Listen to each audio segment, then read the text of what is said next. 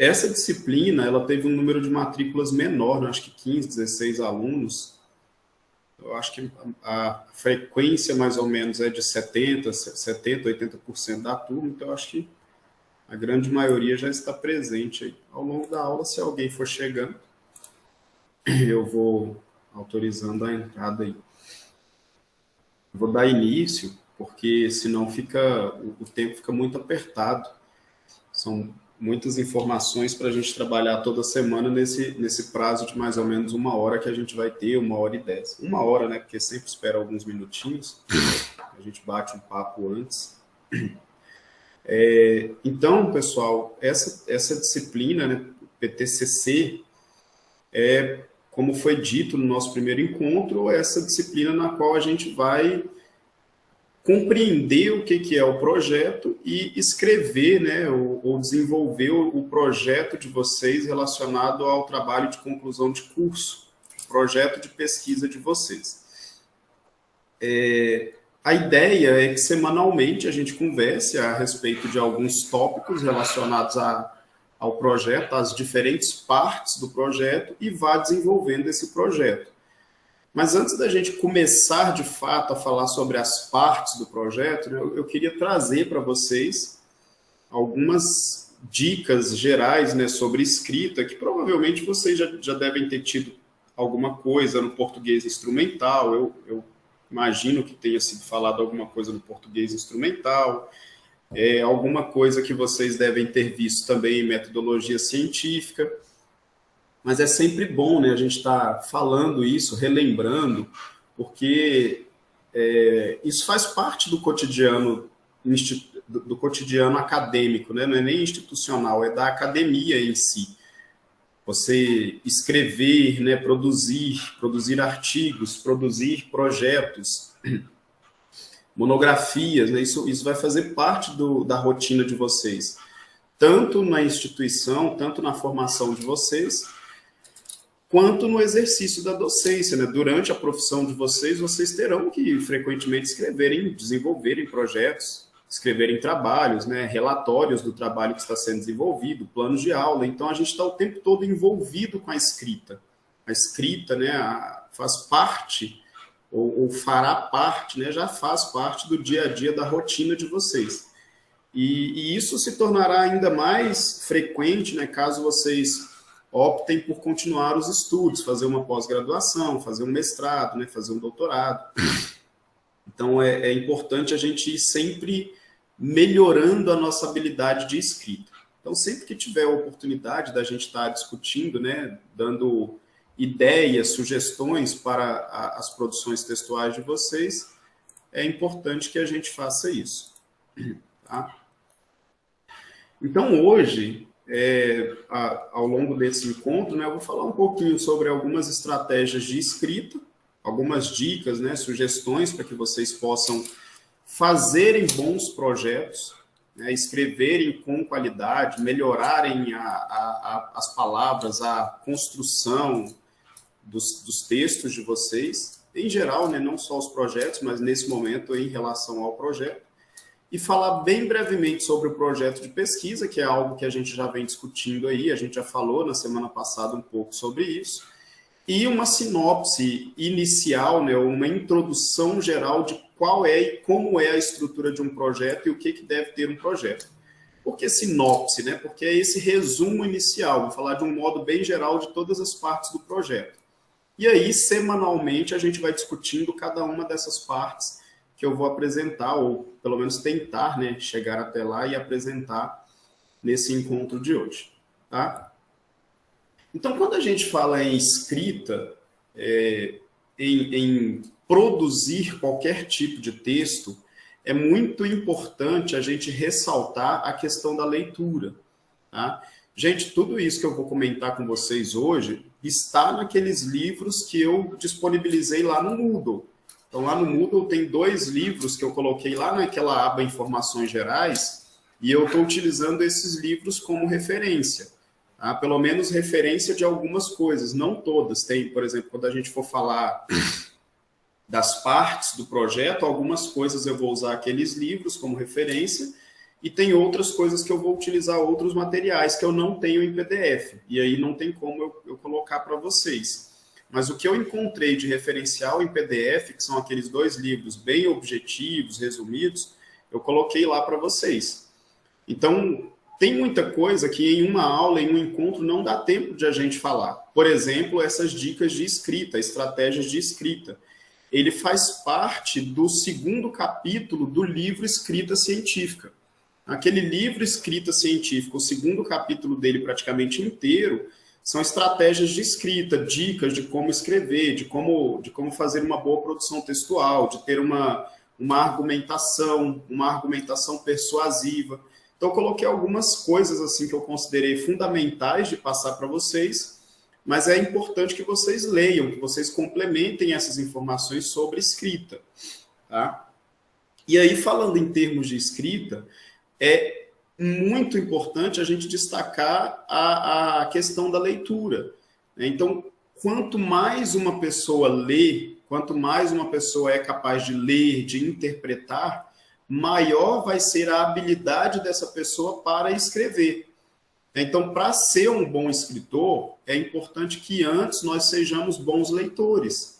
Ninguém vai conseguir ser um bom escritor se a pessoa não tiver o hábito da leitura.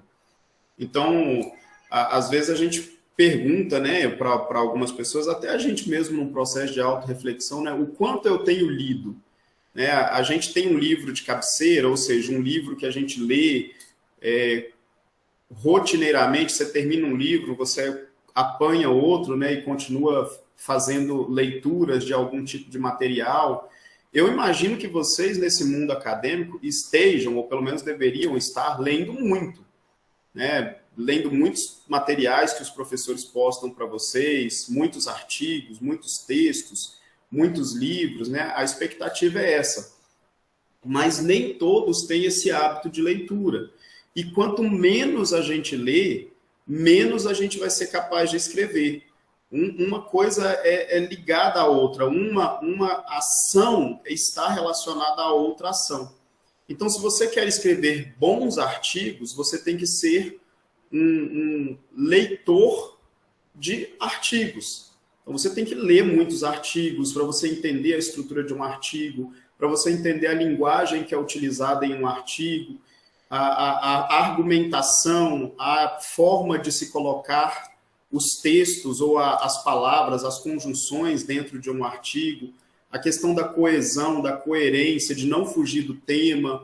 Então, tudo isso é muito importante. Aquilo que vocês estudaram na formação de vocês em língua portuguesa é cobrado agora, nesse momento de produções textuais. Então, saber escrever é fundamental nesse mundo acadêmico. Mas para a gente saber escrever, a gente precisa antes mesmo saber ler e ter o hábito de ler. Às vezes a gente sabe ler, e aí, gente, saber ler e saber interpretar a leitura que a gente está fazendo são duas coisas diferentes. Porque tem muita gente que lê, ou seja, pega o material, consegue fazer a leitura, só que não entende o que está escrito. E isso, esse entender, esse interpretar, ele depende de 2 fatores, né? Um é treino, ou seja, você ler, reler, ler outros materiais, você aprender o sentido das palavras, o significado. E o outro fator é o seu repertório de mundo, ou seja, é o conhecimento que você tem do mundo no qual você vive, do ambiente no qual você encontra. É você ter conhecimento sobre política, sobre economia, sobre saúde, sobre educação, sobre cultura, sobre história, sobre geografia. De repente, no meio de um texto, aparece a palavra relevo. Se você não tem um conhecimento dessa palavra, a interpretação daquele texto ela já vai se tornar um pouco mais difícil. Eu não sei o que é relevo, então como que eu vou entender qual que é o contexto, né? O que significa essa palavra no meio dessa informação?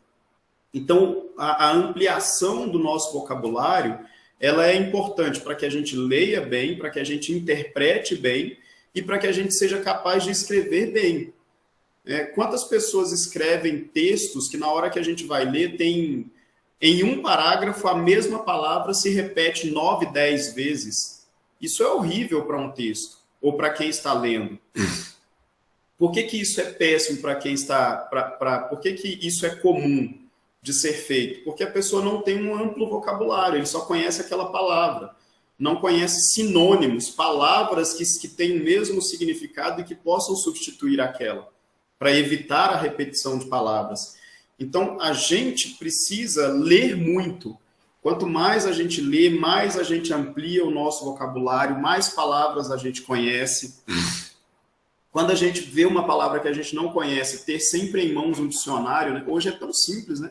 Você não precisa de um dicionário físico, você está fazendo uma leitura de um material em PDF, ali mesmo você já acessa a internet, já vê o significado. Existem muitos programas hoje que o significado está no próprio programa, então você clica lá e vê o significado, né? Você seleciona aquela palavra ali, coloca significado da palavra, já aparece ali o que aquela palavra significa, ou seja, o dicionário encontra-se anexado ao programa. Então, hoje é muito fácil, a gente tem acesso a muitas informações. Antes, se você estava lendo um texto, tinha uma palavra que você não conhecia, você não tinha o dicionário em casa, você ficava sem saber. Você tinha que ir na escola, esperar você chegar na biblioteca da escola para conseguir um dicionário, ou perguntar a alguma outra pessoa. Hoje a gente tem todas essas informações em mãos e a gente não usa. A gente lê, a gente vê uma palavra que não conhece e a gente prefere continuar não conhecendo, por preguiça de pegar ali e pesquisar o significado daquela palavra. E era ou poderia ser uma palavra importante de ser adicionada ao nosso vocabulário, para ampliar o nosso vocabulário. Então, gente, leiam muito, né? Vocês que estão se preparando para escreverem projetos e posteriormente trabalhos de conclusão de curso, leiam, não tenham preguiça de ler. Leia tudo que vocês acharem, jornal, notícias, revistas, artigos científicos, principalmente de assuntos que vocês tenham prazer em ler. Porque quando a gente lê algo que a gente gosta, a leitura se torna mais gostosa, mais tranquila de ser feita, né? A gente consegue ter uma fluidez naquela leitura, interpretar e compreender o que a gente está lendo. Então, é fundamental esse processo de leitura para vocês que estão querendo escrever. Não é muito difícil, não é possível encontrar uma pessoa que escreva bem e que não lê, ou que não é um fiel leitor, digamos assim, que lê com muita frequência e coloca isso na sua rotina. Os escritos de Freire, 2005, já dizem, né, que a leitura de mundo, apesar, né, da gente também fazer a leitura de palavras, mas a leitura de mundo ela ainda vem antes da leitura de palavras. Ou seja, conhecer o mundo, as experiências, as vivências que a gente tem com as pessoas do nosso convívio, com os lugares que a gente visita, com as regiões nas quais a gente se encontra, com a cultura, é fundamental para nos ajudar a compreender o que a gente está lendo. E compreender o que a gente está lendo e ver as palavras, a forma como elas são colocadas, a ordem em que elas se encontram, é fundamental para que a gente possa escrever bem. Tá? A gente comete muitos erros ortográficos, às vezes é por falta de leitura, porque quanto mais você lê e mais você vê a palavra escrita da forma correta, maior é a chance de você escrever ela corretamente também. Então, às vezes a gente erra muito, ou falta coerência, coesão no nosso texto, porque a gente não lê bem. A má leitura leva uma má escrita. Tá? Por que eu estou batendo tanto nessa tecla, né? Reforçando tanto? Porque isso é até algo que eu vou falar mais adiante. Mas a gente tem o hábito de escrever e a gente não lê nem o que a gente mesmo escreveu. Ou seja, a gente produz o texto, tá bom, e pronto, finaliza o texto. E a gente não relê o que a gente escreveu para a gente ver se aquilo está, de fato, escrito corretamente. Se aquela leitura é uma leitura fluida. Ou, às vezes, a gente lê de novo, mas como a gente é um mau leitor, a gente não percebe os próprios erros que a gente escreveu. Então, a leitura no mundo acadêmico, no mundo de produção textual, é fundamental. Tá? Aí, falando especificamente de estratégia de escrita, existem várias estratégias de escrita, né? Quando a gente fala em estratégia de escrita, a gente está falando de modelos que são modelos seguidos, são padrões comuns de escrita que ajudam a gente a fazer uma melhor produção textual. Então, existem vários padrões, né, que a gente pode seguir, estratégias, dicas, que são informados em vários manuais, em vários livros. Nesse material que eu coloquei lá para vocês, são citadas 2 estratégias, que estão entre as mais conhecidas e utilizadas mundialmente, que elas são citadas por seus mnemônicos, né, que são palavras pequenas, curtas, né, siglas, que facilitam a memorização. A gente tem 2 estratégias, né, que é a estratégia 5Cs e a estratégia KISS, né, beijo, estratégia beijo, né? Então, 5Cs, né? Quando a gente vai escrever um texto, a gente tem sempre que ter em mente que o texto ele deve ser completo, claro, correto, coerente e conciso. Por isso a gente fala em 5Cs, né? Completo não significa ser gigante, extenso. Ele tem que ter todas as informações que são essenciais. Esse texto tem que ter clareza, tem que ter uma organização correta, coerência e tem que ser um texto conciso. No próximo slide eu vou detalhar cada um desses tópicos. E o keep it short and simple, ou seja, a gente escrever um texto mantendo esse texto curto e simples, né, que é a estratégia KISS em inglês. Ou seja, mantenha esse texto curto e simples. Tá? Então, ao escrever, a gente tem que ser o mais objetivo possível. Essa objetividade não significa ausência de informações ou ausência de uma argumentação, né? Igual aquelas perguntas que são feitas em várias provas, né? Que dá margem para você responder sim ou não. Você acha que isso é desse jeito? Aí a pessoa coloca sim ou não, e pronto. É tão curto e tão simples, né? Ou seja, manteve tão curto e tão simples que ele nem justificou, ele colocou sim ou não. E o ideal de um texto é que você sempre justifique o que você está falando, mas justificar com objetividade, sem rodeios, sem colocar informações desnecessárias, sem colocar um monte de palavras com um sentido complexo que torne o texto incompreensível. Então, essas são as 2 principais estratégias de escrita que a gente... que existem hoje, né? Existem muitas estratégias de escrita, mas essas estão entre as mais conhecidas e mais simples para a gente tratar, né? Se a gente segue essa estratégia, ou seja, escreve um texto completo, claro, correto, coerente e conciso, a gente já vai ter um texto bem encaminhado. E se a gente mantém esse texto curto e simples, isso também ajuda na compreensão do leitor, tá? Isso que você colocou, Larissa, é exatamente isso. O professor não aceitar uma resposta sem justificativa. Por quê? Porque a resposta sem justificativa ela não te prepara para uma argumentação, para ser uma pessoa... a gente não gosta, mas é fundamental, porque se você não justifica, você não aprende a argumentar, a defender a sua ideia, o seu ponto de vista, né? Por que você concorda? Por que você não concorda? Aí o que os professores faziam era justifique a sua resposta, né? Ou por quê? Ao final da pergunta, sim ou não, por quê? Então, sempre ficava lá nos questionamentos essa informação, para cobrar do aluno essa justificativa. Mesmo assim, tem muita gente que não coloca. Mas justificar ou argumentar não significa ter que escrever um texto de 10 páginas para justificar um sim, né? Sempre tentando fazer a sua argumentação ou a sua justificativa no menor espaço possível. Isso, para quem está lendo, é muito bom. Quanto mais objetivo e claro está o seu texto, melhor, né? Sem precisar de muitos rodeios, de muitas informações, porque a gente mesmo que está escrevendo começa a colocar informação e a gente se perde no caminho. Ou às vezes a gente quer deixar um parágrafo tão grande, tão completo, que chega um momento que você está lendo, você cansou e você perdeu o sentido da informação. Então, A ideia é sempre ser curto, simples e completo.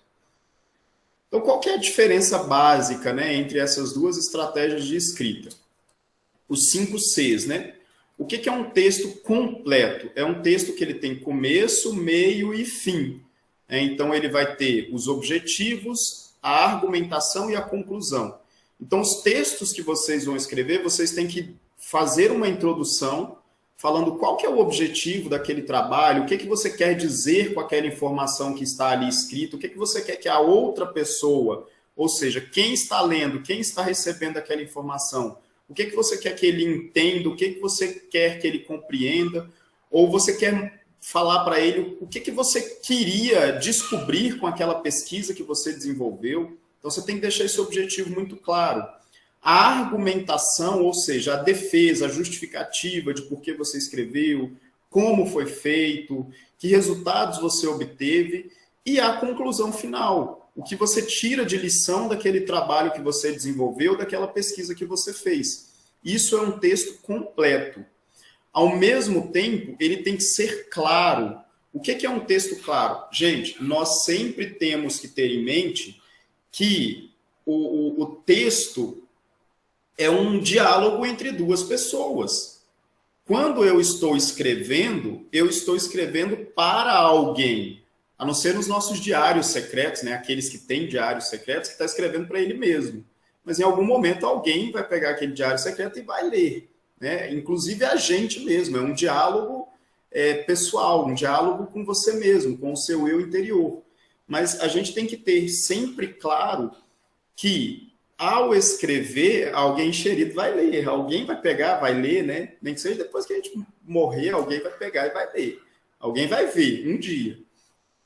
Então, assim, a gente tem que ter em mente que, ao escrever, a gente está escrevendo para alguém. Então, a escrita é a mesma coisa de um diálogo. É a mesma coisa de eu estar falando com alguém que está à minha frente. Só que ao falar é mais tranquilo. Por quê? Se a pessoa não entende, a pessoa pergunta, olha, peraí, eu não estou entendendo seu raciocínio, volta lá. Ah, entendi, mas e isso? E aquilo? É um diálogo. Então, no diálogo falado, é fácil de você corrigir e se reexplicar, ou reexplicar novamente aquilo que a pessoa não conseguiu entender. No texto escrito, uma vez que você escreveu, publicou, divulgou, não tem como você mexer mais naquele texto. Então, as pessoas precisam entender o que você escreveu naquela informação que está ali. Não tem como voltar atrás. Né? Então, o seu texto ele tem que ser claro, ou seja, as pessoas que estão lendo precisam entender o que você escreveu. E quanto mais rodeios, ou seja, quanto mais rodeios você fica colocando, ou seja, você coloca muita informação, fica repetindo a mesma informação, redundância, né? Repetindo muito com outras palavras. O exemplo, gente, é fundamental. Exemplificar para facilitar a compreensão do outro é fundamental. Isso não significa ter que escrever a mesma coisa várias vezes com palavras diferentes. Você pode escrever uma vez e, posteriormente, você exemplificar para facilitar a compreensão. Ou seja, poucas palavras, objetivo, sem rodeios, sem redundância, sem termos desnecessários, sem palavras complexas, não há necessidade disso. Então, isso é um texto claro. Sempre lembrando, a outra pessoa precisa entender o que você quer dizer. Então, escreva um texto e leia o seu texto. Se nem você for capaz de escrever o que você... Se nem você for capaz de entender o que você escreveu, então outras pessoas não serão capazes. Tá? Ou então, se você acha que está claro, pede outra pessoa para ler. Olha, lê para mim, me fala o que você entendeu. Se a pessoa entendeu uma coisa completamente diferente do que você queria falar, é porque seu texto não está organizado.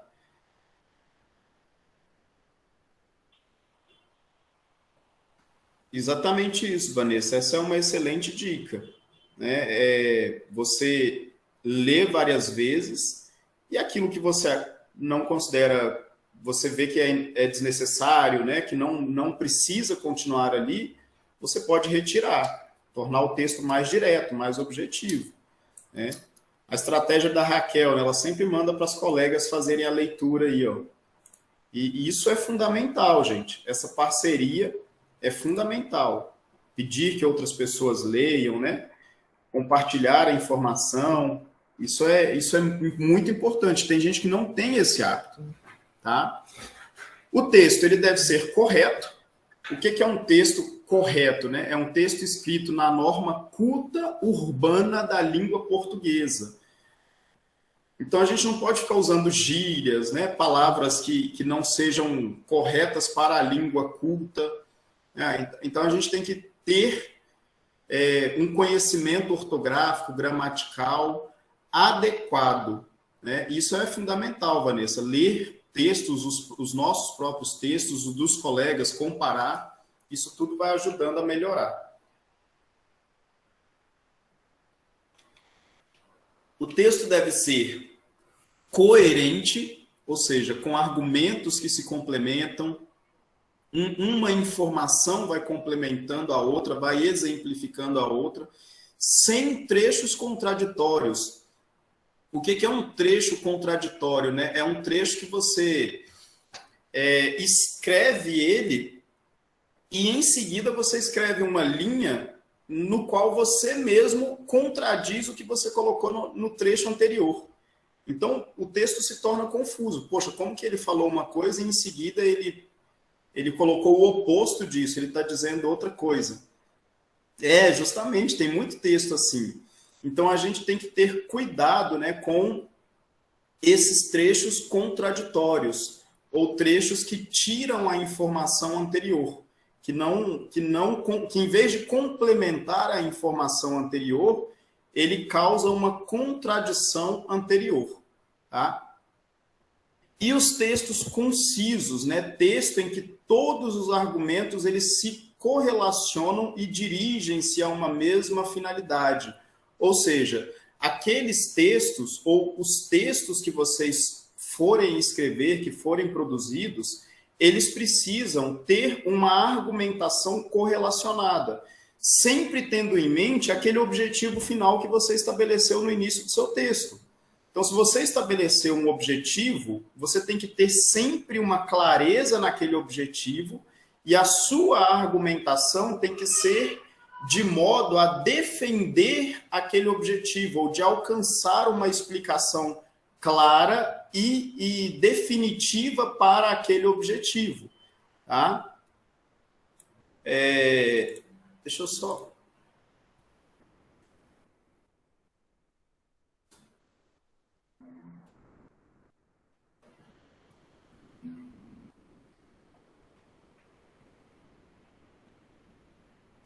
Esse nexo causal aqui.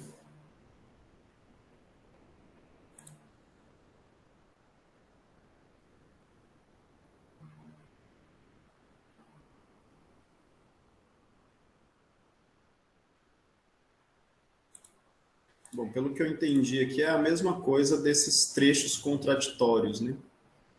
Ou sem nexo causal com as informações anteriores.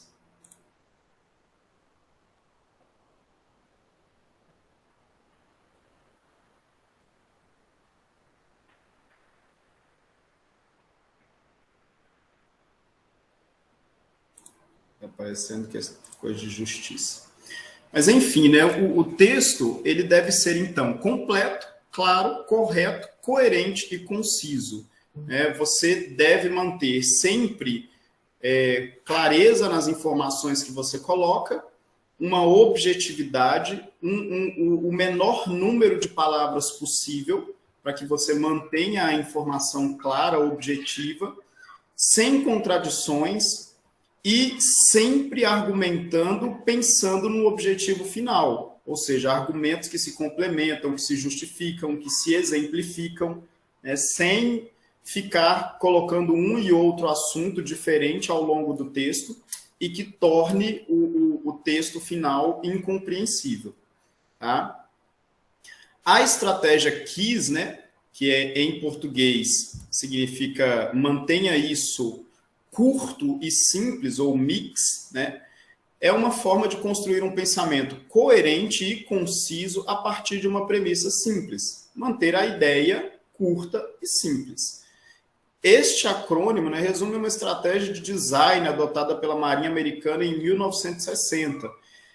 Essa estratégia de escrita, ela foi uma estratégia adotada em situações de guerra, né, em situações de design da Marinha Americana e em situações de informações de guerra. Ou seja, se você coloca uma informação, um texto muito longo, para você passar uma ação ou uma situação que está acontecendo para uma outra pessoa que está em uma outra área, por exemplo, para um outro oficial, alguma coisa, até que aquela pessoa lê toda a informação, interpreta e compreende o que você quis dizer, se for uma situação de guerra, por exemplo, pode ser que já tenha tido danos significativos.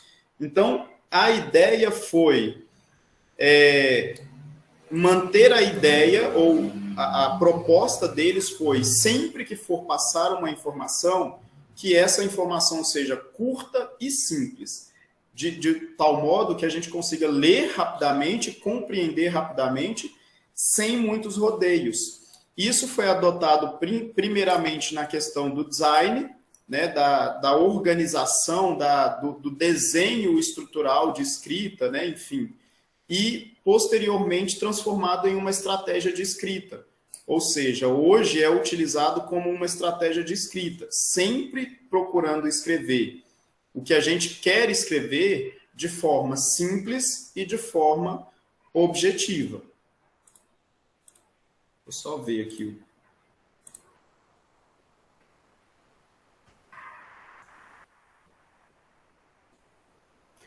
Em um texto que vamos referenciar, é interessante colocar dois autores que se contradizem e a posição sobre, ou melhor, dois autores que pensam as mesmas coisas. Isso depende, Vanessa, da situação, do que você está escrevendo, do tipo de pesquisa que está sendo feita. Porque quando você está defendendo um ponto de vista, quando você está argumentando alguma coisa, o ideal é que você coloque dois autores com o mesmo pensamento seu, para você reforçar a sua visão. Olha, eu acredito nisso, essa pessoa também pensa assim, esse outro autor também pensa assim. Então, você está reforçando a sua ideia com base em outros autores. Agora, quando em vez de você estar argumentando alguma coisa, né, você está construindo um referencial teórico, ou seja, você ainda não tem uma opinião formada e você também não quer formar a opinião de ninguém. Você só quer apontar ou mostrar os diferentes pensamentos ou as diferentes linhas de pensamento. Aí você vai utilizar autores ou vários autores que pensam diferente. Porque você está construindo uma revisão, um referencial teórico, e aí você está colocando todos os pontos de vista. Você está construindo todos os pontos de vista. Agora, quando você já tem a sua opinião, você vai utilizar pessoas que dizem a mesma coisa que você, para reforçar a sua argumentação. Então, depende do que você está escrevendo, do que você está produzindo, do tipo de pesquisa que está sendo feita. Tá?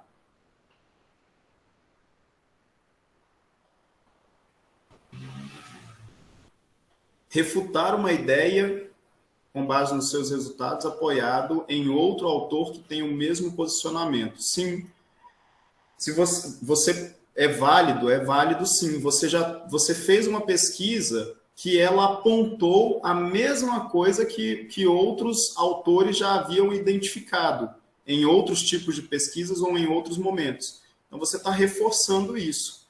Você está, de certa forma, abraçando a causa, né? Você está reforçando algo que já foi identificado por outras pessoas e utilizando essas outras pessoas como um pano de fundo para reforçar o seu resultado que você descobriu. Então, isso pode ser feito também. Bom, dando continuidade, né, nessas questões de escrita. O nosso texto, ele deve ter leiturabilidade e legibilidade. Né? O que é leiturabilidade e legibilidade? A leiturabilidade corresponde à forma como você escreveu, ao conteúdo que está colocado ali no texto. Então, a ordem das ideias, a forma que os temas vão surgindo dentro do seu texto e vão sendo abordados ao longo do texto, isso é leiturabilidade. Uma boa leiturabilidade, um texto com boa leiturabilidade, é um texto com parágrafos curtos, com palavras simples e objetivas, sem repetições de muitas palavras, porque senão a leitura se torna cansativa, com as vírgulas no lugar adequado, com os pontos no lugar adequado. Isso é um texto com uma boa leiturabilidade. Um texto em que você mantenha as ideias claras, né? Isso faz com que o texto ele fique fácil de ser lido, de ser interpretado. E a legibilidade está relacionada à forma do texto, ou seja, a diagramação, a utilização de tópicos, a utilização de títulos, o tamanho da letra, se você coloca uma citação adequada e onde essa citação se encontra, se ela não está no meio do texto atrapalhando a legibilidade, o uso de aspas, né? Então, a forma e o conteúdo são duas coisas essenciais numa boa produção textual.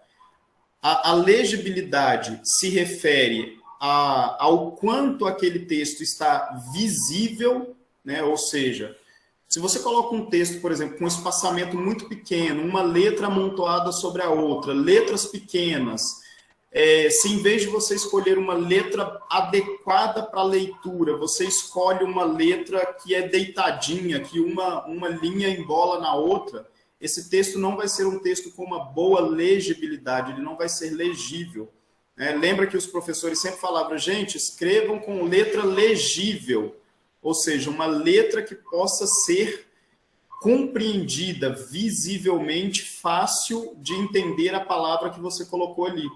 Então, quando você escreve com uma letra muito deitada, muito bagunçada, né, com cores muito fortes, então o texto passa a ter uma legibilidade ruim. Então, por isso que existem normas técnicas de escrita, né? Por isso que existem normas, né, Raquel? Tinha que escrever maior. Por que tem essas normas? Tem que ter um tamanho, né? Em geral, o tamanho 12. Tem que ter um espaçamento para uma linha não ficar embolada na outra, em geral, um espaçamento 1,5. Tem que ter parágrafo, tem que ter espaço entre o título e a escrita, para que o nosso texto possa ficar legível. Porque senão, quem vai ler não vai conseguir entender. Letra muito pequena, muito amontoada, é péssimo. Às vezes o texto está muito bem escrito, está numa leitura perfeita, está objetivo, as ideias estão claras, está muito bem distribuída a informação, tem uma boa argumentação, mas a letrinha está embolada, está ruim de ler, você desiste de ler. E você começa a ler, a vista começa a cansar, eu não vou ler isso mais não. Então a gente tem que ter cuidado com esses dois aspectos, né? A questão da leiturabilidade e a questão da legibilidade. Tá? São características fundamentais em um texto bem escrito. Só ver o chat aqui. Raquel, tu tinha que escrever maior, né, Raquel? Nem você mesmo entendi. Às vezes acontece ainda. Daniela. Os professores me colocaram para ensinar os meus colegas a escrever no caderno de caligrafia. Isso é bom, hein, Daniela? Sinal de que tem uma letra excelente. Então, sinônimos, Vanessa, a utilização de sinônimos é fundamental. Tá? E hoje, a quantidade de sinônimos, eu nem posso falar hoje, eu não sei quando isso começou, mas a quantidade de sinônimos que existe para cada palavra hoje é bastante grande. Né? Então, a gente tem que o tempo todo estar substituindo as palavras. Tem sinônimos, né, que, obviamente, eles não são muito adequados para aquele contexto, para aquela informação, então a gente tem que analisar isso tudo também. Mas utilizar sinônimos é fundamental, tá? Para a gente não ficar repetindo a palavra, a leitura se torna cansativa. Então, aí vão mais algumas dicas, né, de escrita. Qual o número máximo de palavras que uma frase deve ter? Então, o ideal é que uma frase tenha no máximo 20 palavras. Então, só para vocês terem uma ideia, tem textos que a gente lê que o parágrafo ele tem 3, 4, 5 linhas e o parágrafo inteiro tem uma frase só. Vocês sabem que a frase é quando chegou no ponto final, né? Colocou o ponto final, finaliza a frase. Enquanto tem vírgula e tal, você não finalizou a frase. Tudo tem um sentido único. Então, a gente às vezes escreve um parágrafo de 4, 5, 10 linhas sem nenhum ponto no meio. Então, é uma frase só. Gente, isso é péssimo. O ideal é que cada frase tenha no máximo 20 palavras. Isso é definitivo? Óbvio que não. Tem momentos em que tem um pouquinho mais de palavras, tem momentos em que vão ser menos palavras, mas o ideal é que fique próximo disso, tá? Qual é o número médio de palavras que uma frase deve ter? De 12 a 15 palavras. Isso é o número médio. Então, o ideal é que você coloque algumas frases menores, algumas frases maiores, e no final das contas elas fiquem mais ou menos com uma média de 12 a 15 palavras. E o número máximo de linhas que um parágrafo deve ter? Para textos impressos, o ideal é que sejam no máximo 8 linhas, e para e-mails, né, o ideal é que tenha no máximo 4 linhas. E aí, gente, esses números, esses valores, deixar isso bem claro, isso não é uma regra, ou seja, não significa que tem que ser assim, olha, todo parágrafo eu tenho que analisar, porque se tiver mais de 20 palavras, eu tenho que tirar por ponto, eu tenho que fazer alguma coisa. Não é isso. Isso é dica, é sugestão, para que o seu texto ele se torne mais facilmente, mais fácil de ser compreendido, para que ele fique melhor estruturado, com uma maior clareza. Quanto mais palavras a gente coloca em uma única frase, mais difícil se torna de entender aquela frase. E existem pesquisas que foram feitas que mostram que a maior parte da população não consegue interpretar parágrafos longos. Então, se você coloca um parágrafo muito longo, aliás, uma frase muito longa, com muitas palavras, a pessoa que está lendo, ou a grande maioria das pessoas que vão ler, não vão entender o que você quer dizer.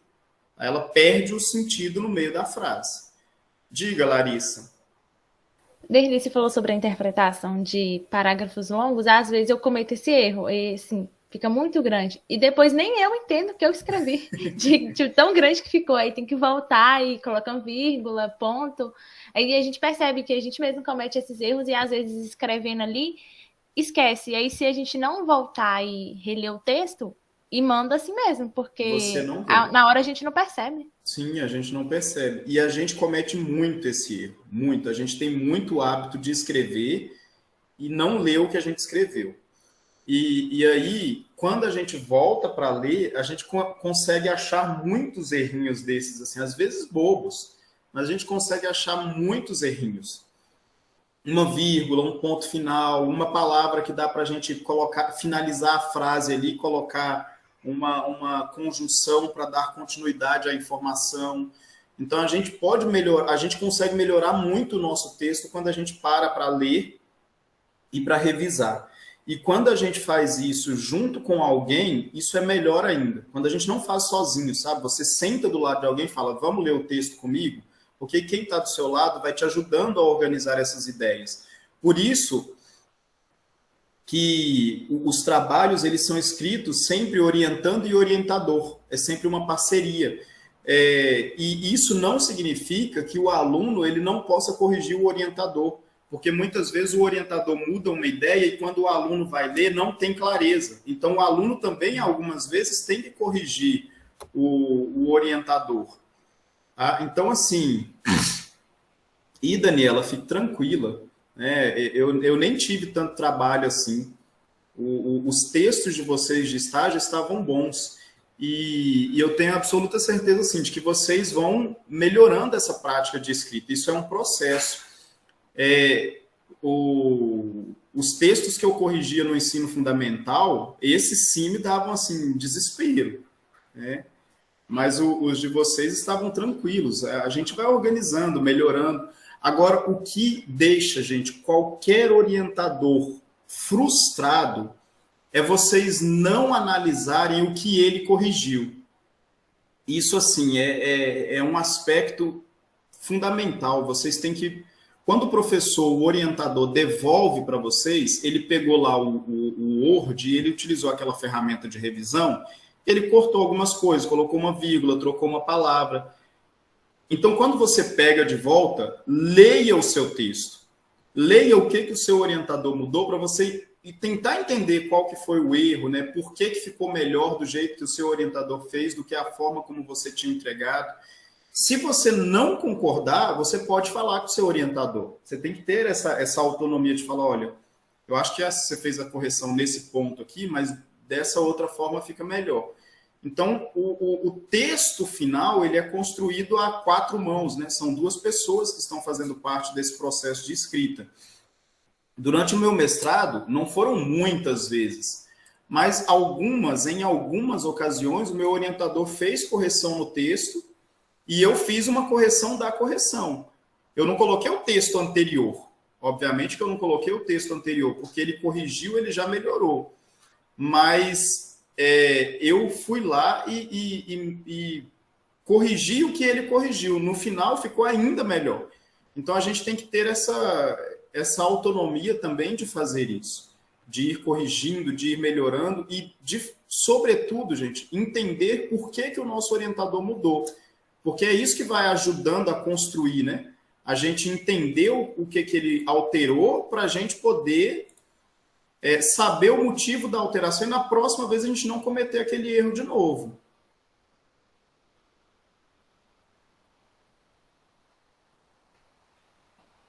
Só imagino eu e a Raquel lendo o que a nossa orientadora escreve, corrigindo o nosso. Vocês não entendem nem o que a orientadora escreve? Aí fica difícil. Então, mais algumas ideias, tá, gente? Reserve tempo para o seu trabalho, né?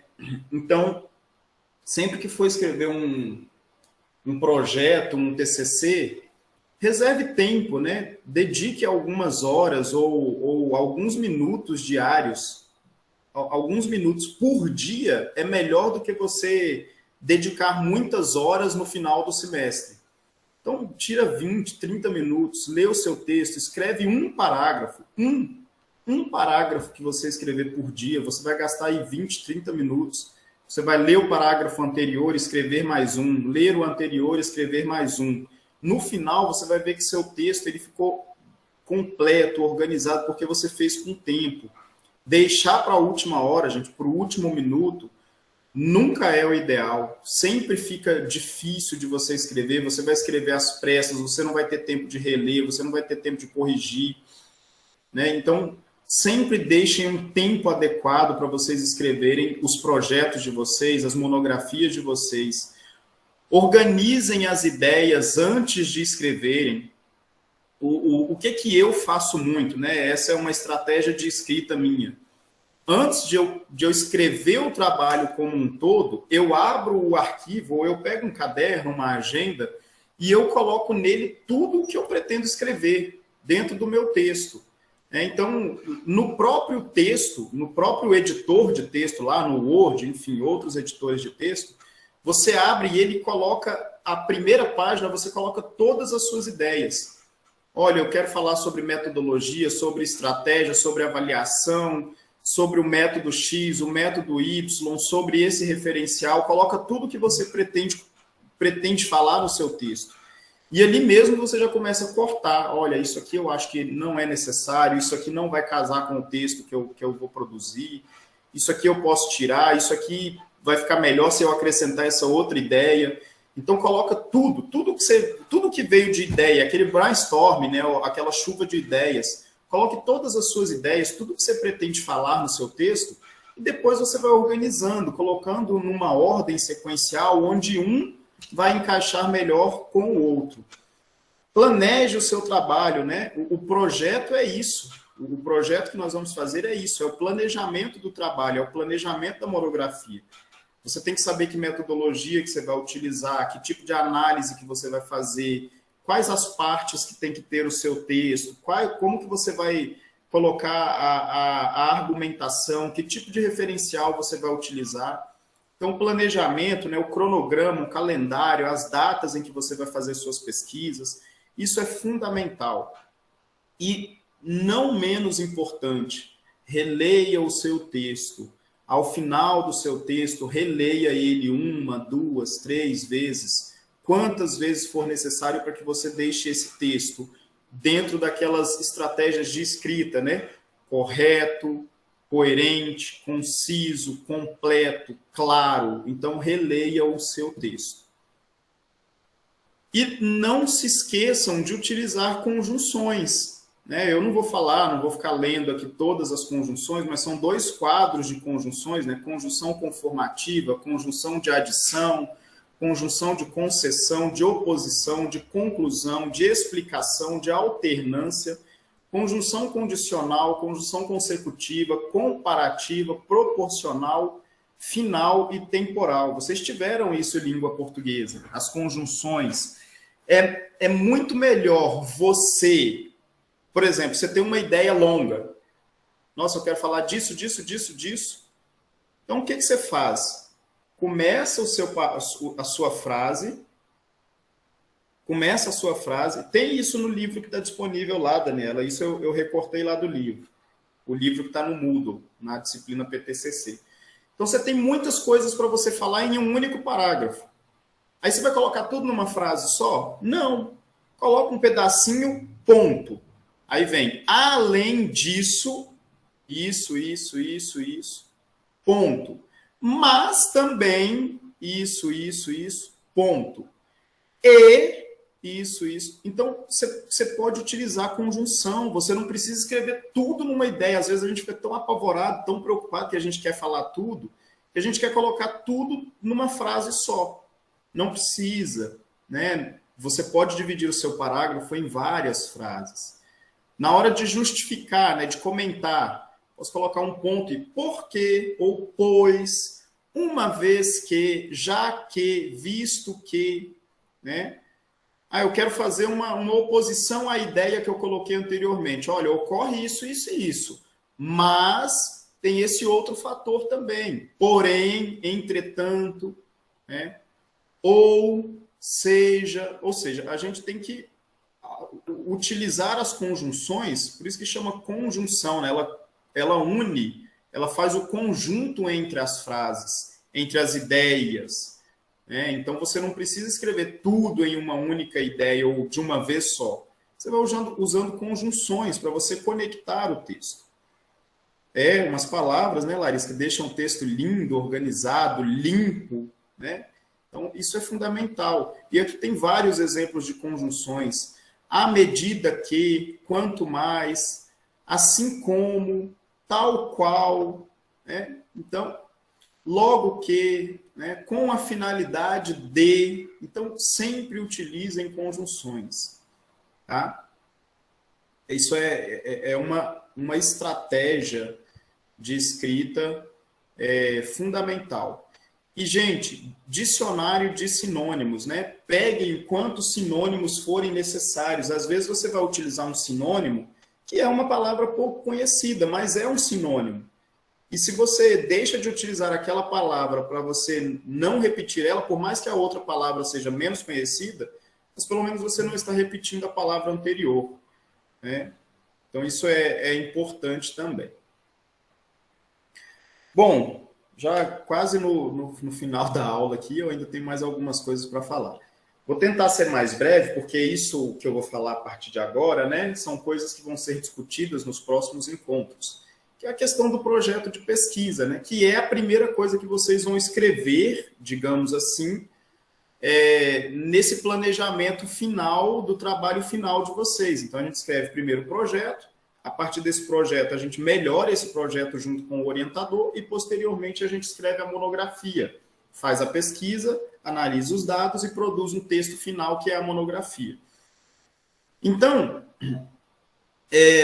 O projeto, né, que é esse primeiro momento da conclusão de curso de vocês, a palavra projeto, né, é um termo que deriva do verbo projetar, delinear um plano ou vários planos, planejar, executar, incidir sobre algo.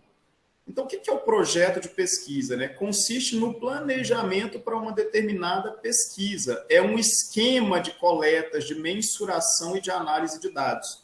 Então, o projeto de pesquisa vai trazer elementos para responder a algumas questões que são fundamentais, né? O que eu quero pesquisar? Por que e para que eu vou fazer essa pesquisa? Por que eu quero fazer essa pesquisa? Como que eu vou desenvolver essa pesquisa? Que recursos eu vou utilizar ao longo dessa pesquisa? Em que período, né? Em que momento eu vou fazer essa pesquisa? Como eu vou analisar os dados? Então, o projeto ele é um suporte para o pesquisador. Na hora que eu estiver fazendo a pesquisa, eu preciso saber o caminho que eu vou seguir, como que eu vou desenvolver. Então, se de repente chegar um momento que eu falo assim, eu não sei como é que eu vou analisar esses dados agora, então você vai voltar lá no seu projeto. Lá no seu projeto você já deixou claro como que você ia analisar os dados. O projeto é imutável? Não. O projeto ele não é definitivo, tem que ser igual está no projeto.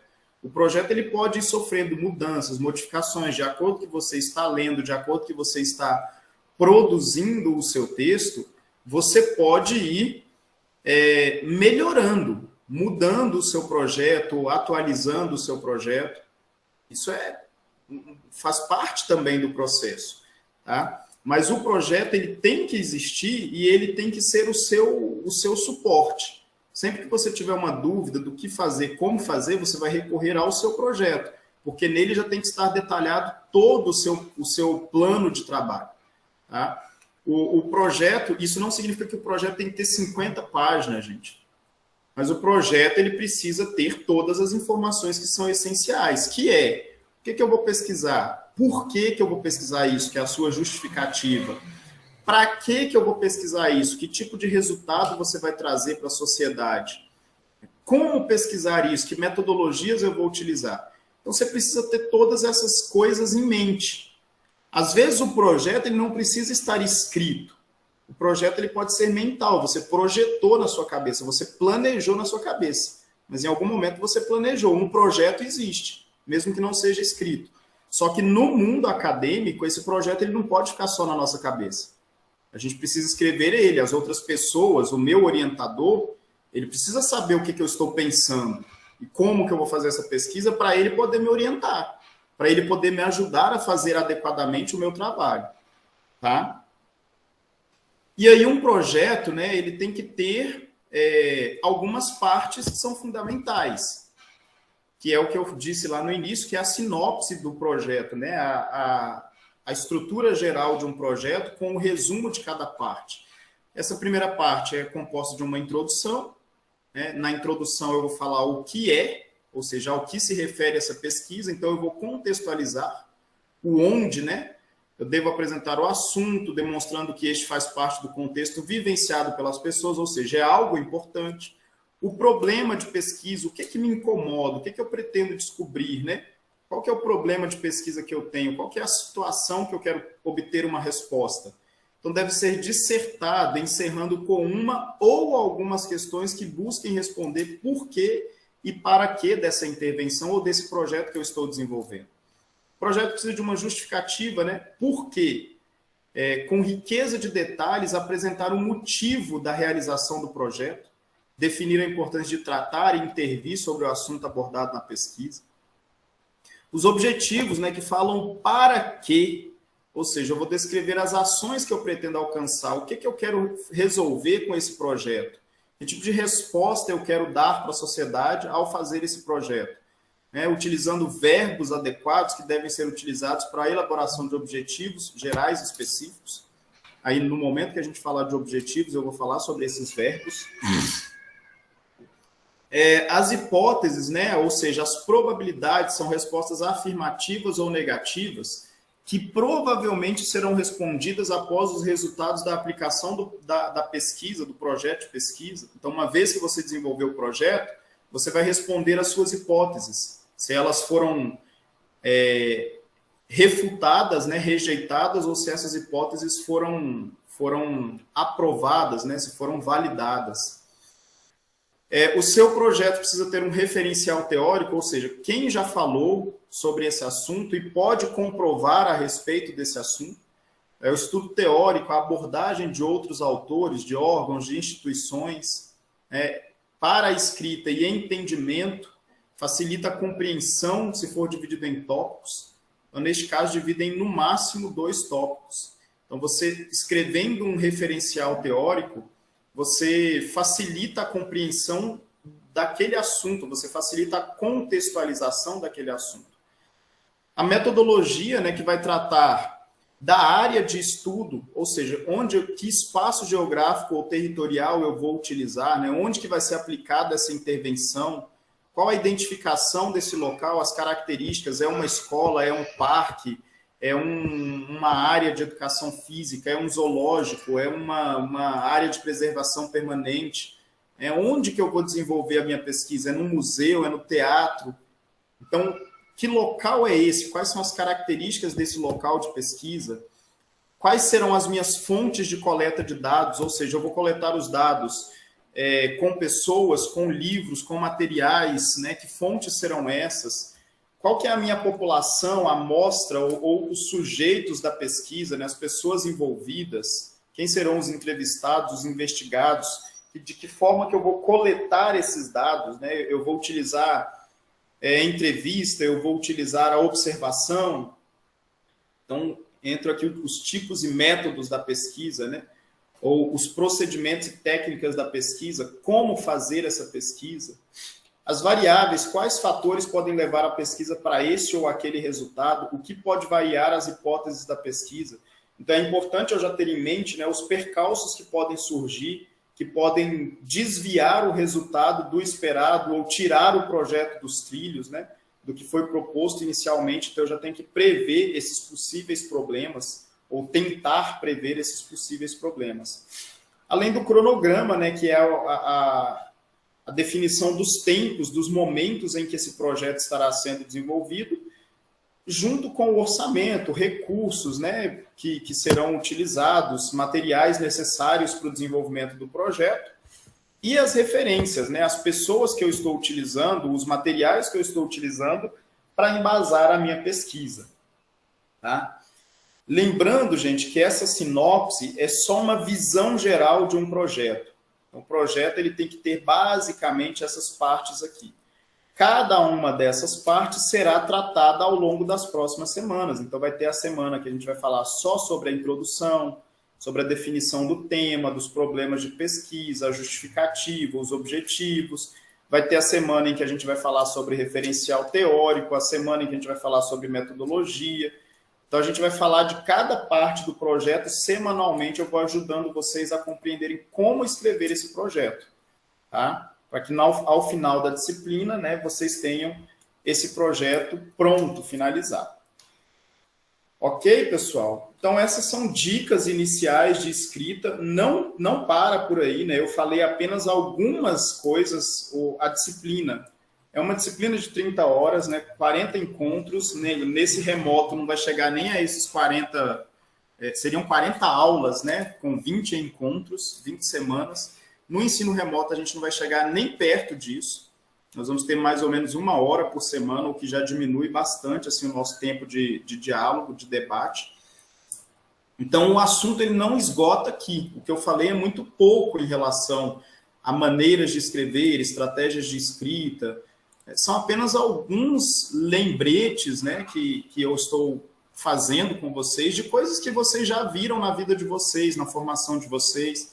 Vocês sabem de tudo isso, muito provavelmente. O que eu estou fazendo hoje é relembrando vocês, para de agora para frente, né, vocês vão continuar escrevendo, vocês foquem bastante nisso. Que vocês vão começar a escrever o projeto, vocês tenham atenção com essa escrita. E lembrando, no Moodle tem 2 livros que falam sobre essas estratégias de escrita. Tudo isso que eu falei hoje. E mais do que isso, tem mais informações, mais dicas, mais ideias para que vocês possam escrever bem. Tá certo?